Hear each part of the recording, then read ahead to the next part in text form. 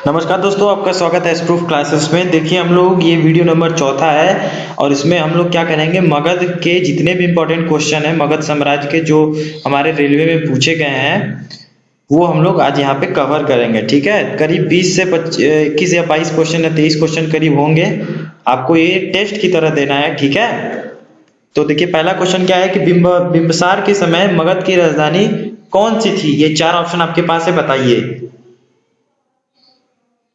ठीक है, तो देखिए इसका आंसर क्या है, राजगिरी। आपको तो पता ही था, जिसका जिसका आंसर राजगिरी था वो लोग सही है। ठीक है, क्या था कि हर्यक वंश के संस्थापक बिंबसार के समय मगध की राजधानी राजगिरी थी, पता है आपको। ठीक है, इसे गिरिव्रज के नाम से भी जाना जाता है। ठीक है, और यहाँ पे जो नगर निर्माण का जो योजना था वो किसने चलाया था, उनको उस राइटर का नाम क्या था वो भी बताइए अगर आपको पता है तो। ठीक है, हाँ, तो कुछ जिनको पता है वो लोग सही बता रहे हैं। महागोविंद जी यहाँ के नगर के संस्थापक थे। ठीक है, चलिए तो हम लोग अगला क्वेश्चन लेते हैं आप। ठीक है, तो देखिए नेक्स्ट क्वेश्चन क्या है आपका कि मगध का कौन सा शासक बुद्ध का समकालीन था। ठीक है, जब महात्मा गौतम बुद्ध थे तो उनके टाइम पे कौन सा ये शासक था मगध का। ये चार ऑप्शन में से एक आपको बताना है, बताइए। ठीक है, तो बिल्कुल सही। इसका आंसर क्या है, आंसर सी है, बिंबसार। ठीक है, बिंबसार क्या था, हर्यक वंश का संस्थापक था, प्रथम शासक था और ये महात्मा गौतम बुद्ध का समकालीन था, उन्हीं के टाइम का ये था शासक। ठीक है, और इन्होंने महात्मा गौतम बुद्ध के लिए निवास स्थान एक बनाया था, निवास के लिए एक बेलुवन नामक विहार निर्माण करवाया था। ठीक है, बेलुवन निर्माण कराया था। ठीक है, चलिए तो हम लोग आगे बढ़ते हैं, नेक्स्ट क्वेश्चन लेते हैं। ठीक है, देखिए नेक्स्ट क्वेश्चन आपका क्या है कि पंचमार्क सिक्का कहां चलता था। चार ऑप्शन है आपके पास, फट से आंसर बताइए। ठीक है, तो इसका आंसर है, आंसर सी, बिल्कुल सही। जिसका आंसर सी आ रहा है, मौर्य काल, उनका आंसर सही है। ठीक है, क्या था कि पंचमार्क सिक्के का जो चलन था वो छठी शताब्दी में बहुत ज्यादा हुआ था, छठी ईसा पूर्व। ठीक है, छठी शताब्दी ईसा पूर्व। ठीक है, और इसका प्रयोग मौर्य काल में व्यापक रूप से व्यापार के लिए किया जाता था। ठीक है, मोस्ट इंपोर्टेंट क्वेश्चन। आगे बढ़ते हैं हम लोग नेक्स्ट क्वेश्चन। हाँ, तो देखिए अगला क्वेश्चन क्या, आपको सिक्के के अध्ययन को क्या कहते हैं। चार ऑप्शन है, तुरंत आंसर दीजिए। ठीक है, तो इसका आंसर क्या है दोस्तों, इसका आंसर है न्यूमिस्मेटिक्स। ठीक है, अब यहाँ पे देखिए क्या लिखा है, एपिग्राफी। एपिग्राफी को क्या कहा जाता है, जो प्राचीन अभिलेख मिलते हैं, जो पाए जाते हैं, जैसे अशोक ने एक अभिलेख लिखा था, बहुत सारे राजाओं का अभिलेख मिलते हैं। ठीक है, तो उनकी स्टडी को क्या बोलते हैं हम लोग, एपिग्राफी। ठीक है, आर्कियोलॉजी कहाँ, ये देखिए आर्कियोलॉजी। आर्कियोलॉजी का मतलब क्या होता है, पुरातत्व अध्ययन। ठीक है, और हिस्टोरियोग्राफी क्या होता है कि किसी विशेष इतिहास, किसी विशेष सब्जेक्ट को पढ़ना। ठीक है, उसकी स्टडी करना। ठीक है, उसके सारांश को निकालना, ये क्या होता है, हिस्टोरियोग्राफी। तो चारों ऑप्शन का आपको मतलब समझा दिया गया। ठीक है, अब लोग बढ़ते हैं नेक्स्ट क्वेश्चन की तरफ। ठीक है, तो देखिए ये नेक्स्ट क्वेश्चन आ गया आपके सामने, शिशुनाग ने अपनी राजधानी कहां बनाई थी। चार ऑप्शन है, आंसर बताइए तुरंत। ठीक है, ठीक है, तो अब हम लोग आंसर देते हैं। जी हाँ, जिसका आंसर आ रहा है सी, वैशाली, बिल्कुल सही है। वैशाली में शिशुनाग ने अपनी राजधानी बनाई थी। ठीक है, अब हम लोग बढ़ते हैं नेक्स्ट क्वेश्चन की तरफ। देखिए दोस्तों नेक्स्ट क्वेश्चन आपके सामने आ गया है, प्राचीन काल में किस जनपद की राजधानी उज्जैन थी। ठीक है, प्राचीन काल में आपको पता है जनपदें हुआ करती थी, आपको बताना है इसमें आंसर कौन सा है, उज्जैन। तो इसका आंसर है दोस्तों, आंसर है ए। ठीक है, जिनका ए आ रहा है बिल्कुल सही है, अवंती है इसका आंसर। ठीक है, नेक्स्ट क्वेश्चन लेते हैं आप। देखिए नेक्स्ट क्वेश्चन आपका आ गया है, पटना शहर का पुराना नाम है। बहुत ही सिंपल क्वेश्चन, कई बार पूछा गया है, आरआरबी मालदा में पूछा गया 2008 में। बताइए इसका आंसर। ठीक है, तो इसका आंसर है पाटलिपुत्र। आपको पता होगा कि पटना शहर का पुराना नाम क्या था, पाटलिपुत्र था। ठीक है, नेक्स्ट क्वेश्चन की तरफ बढ़ते हैं आप।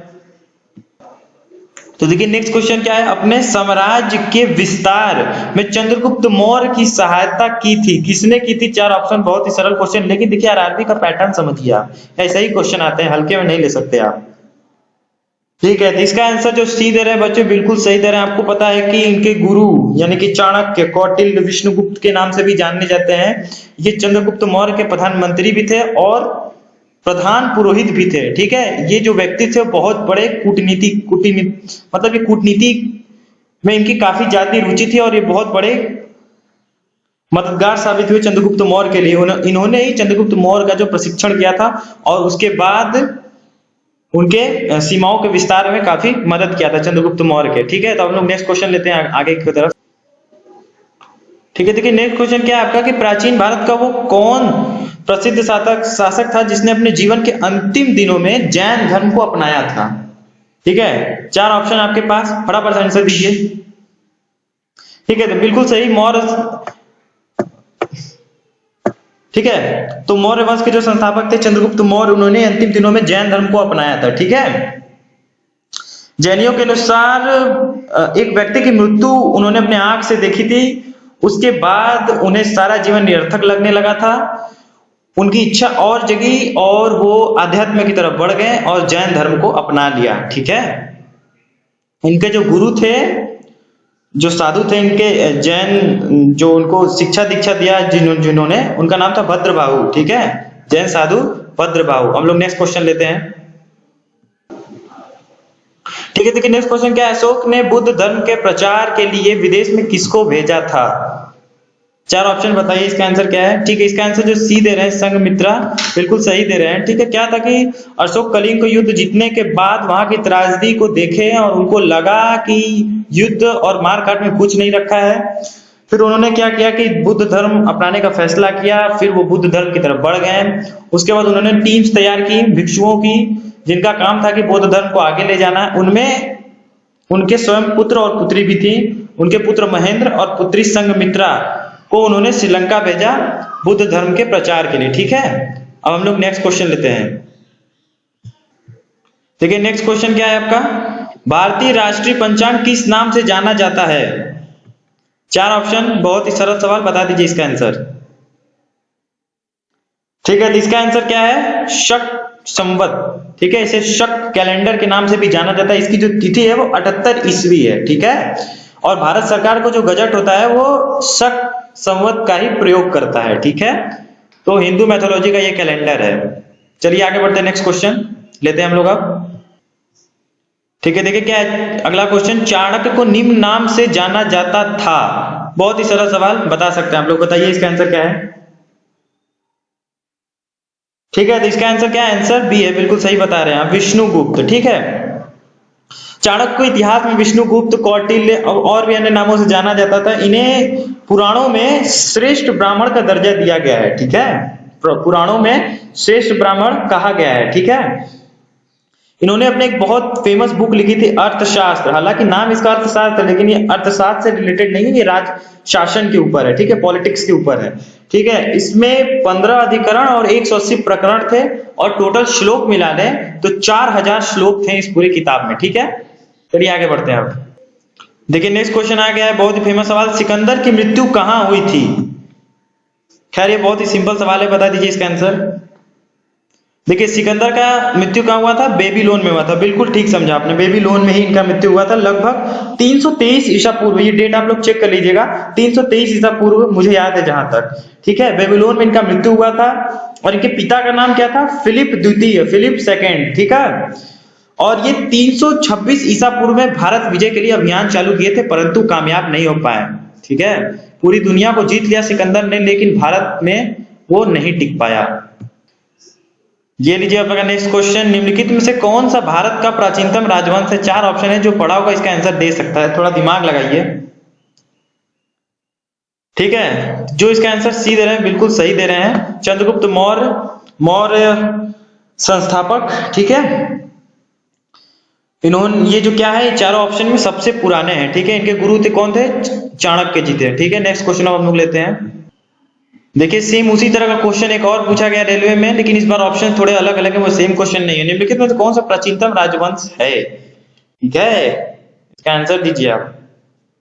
ठीक है, तो आपको पता है सबसे पहले कौन आए थे? नंद वंश। फिर कौन आए? मौर्य, नंदों को हरा के मौर्यों ने राज किया। ठीक है, काफी ज्यादा समय तक राज किया। उसके बाद फिर गुप्तास आते हैं और लास्ट में आते हैं पल्लव वंश। ठीक है, मौर्य के बाद कौन आया? गुप्ता। उसके बाद कौन आया? पल्लव। ठीक है, चलिए तो लोग नेक्स्ट क्वेश्चन लेते हैं हम लोग। ठीक है, देखिए नेक्स्ट क्वेश्चन क्या है, निम्नलिखित में से अशोक का उत्तराधिकारी कौन था? ठीक है, तो आपको पता है सबसे पहले चंद्रगुप्त मौर्य आए। ठीक है, उनके बाद चंद्रगुप्त मौर्य के जो बेटे थे उनका क्या नाम था, बताइए।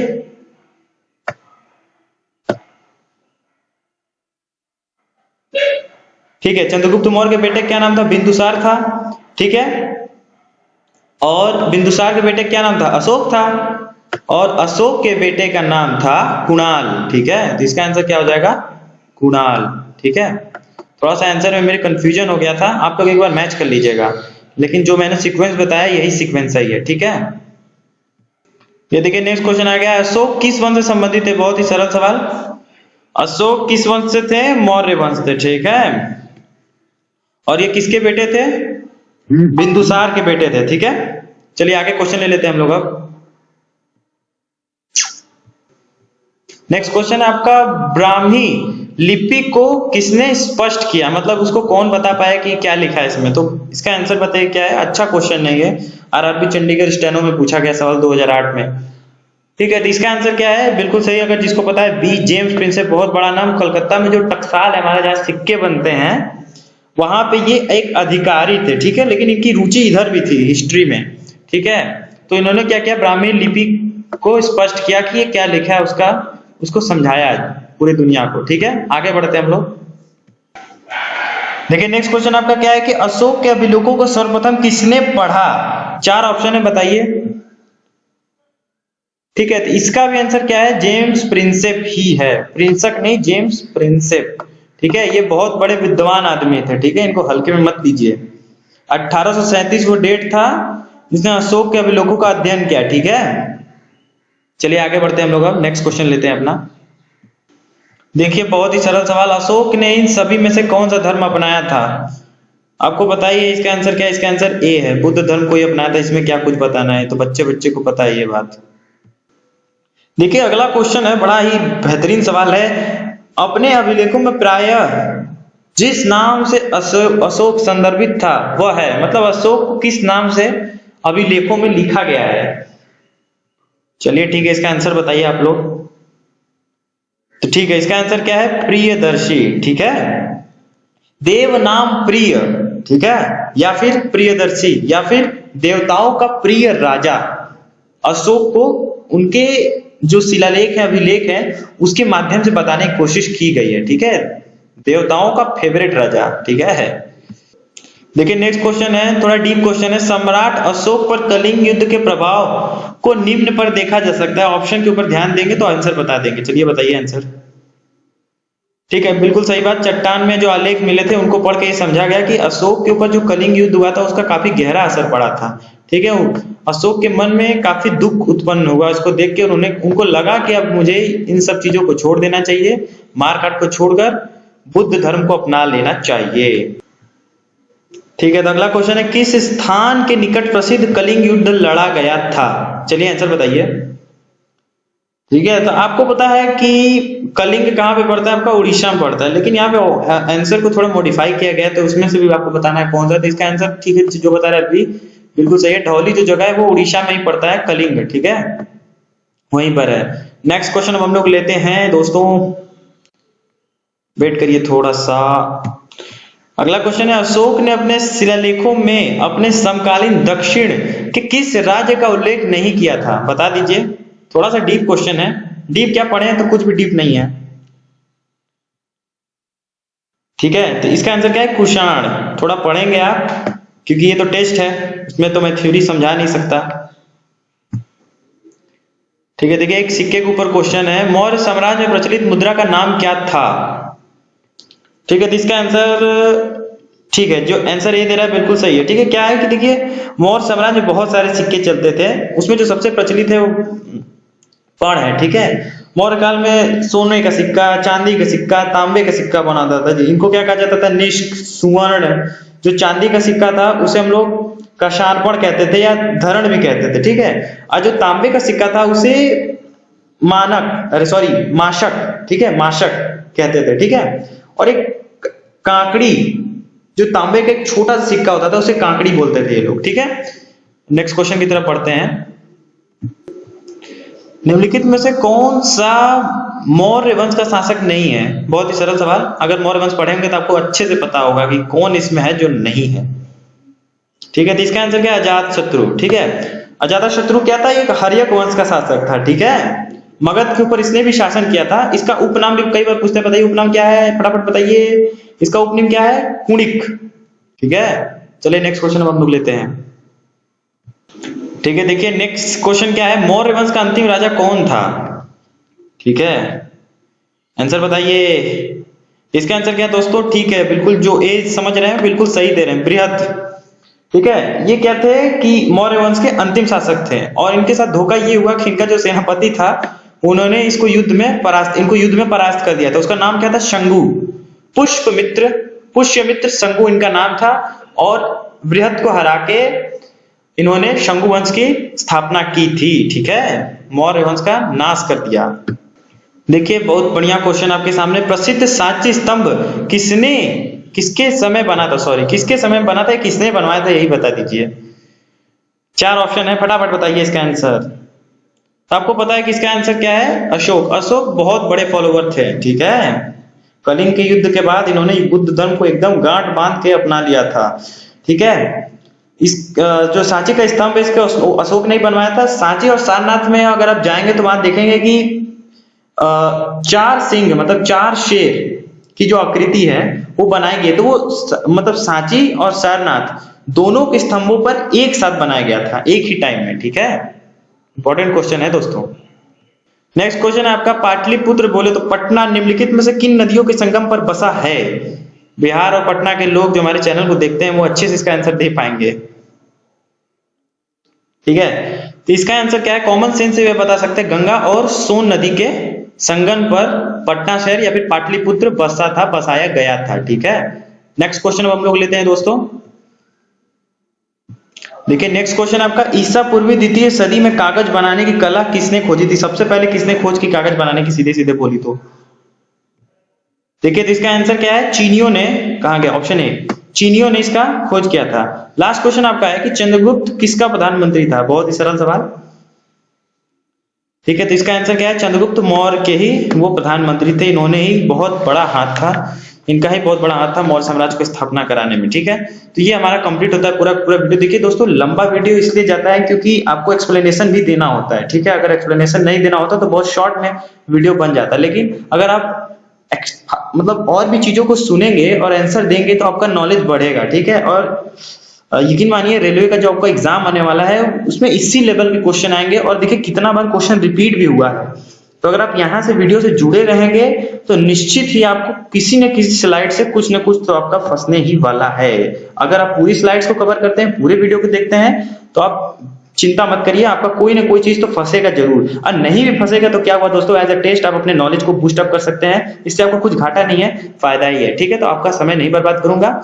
बहुत बहुत आपका धन्यवाद, इसी तरह अपना प्यार बनाए रहें।